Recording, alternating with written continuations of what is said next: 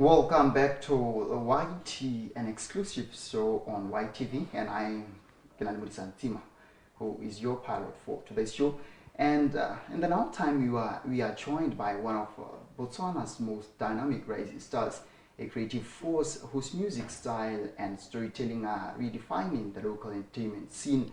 Born and raised in Gaborone, Kattrixx has been performing since the age of 5, growing from a young poet into a powerful voice for self-expression and empowerment. Known for songs like Body Count and Drag Queen, Kattrixx art celebrates confidence, identity, and the freedom to be authentically yourself. A performer, filmmaker, and proud member of the LGBTIQ community, Kattrixx fuses theater, music, and activism through their signature showcase, the Kattrixx Experience, a bold blend of art, dedication, and performance. Let's welcome Kattrixx, the visionary behind Gift from Libra, to talk about their journey in music. Let me take this one for the opportunity and welcome you in the studio. Thank you so much. I appreciate this. Right.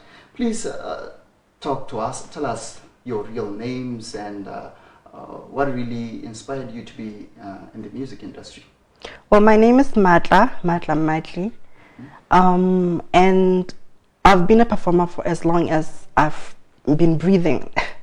And I guess when I was a teenager, people always said, oh, I want to be a nurse, I want to be a teacher. And it felt like for someone as smart as me, it felt embarrassing to not know what I wanted. And honestly, music and performance felt right. It felt like it was my calling, and that's what I have to do. So from a young age, you already knew you wanted to be a musician? I wanted to be a performer, right? Because I was a young poet. I don't know how I got discovered at that young age. Maybe it's because I'm always confident, but honestly, it came to me, and I just love being on stage, whether it's music or poetry. I loved doing it. So what inspired the name Kattrixx? Very funny story that I like to tell. When I was a kid, my mom told me the story of how I was born and how I was named. And my mom wanted to name me Matla, and my dad wanted to name me Kattrixx. And when she settled on Matla, she said, I will tell your child that you wanted to give them the name Kattrixx. And when I was around 5 or 6, she eventually told me, your name is Kattrixx.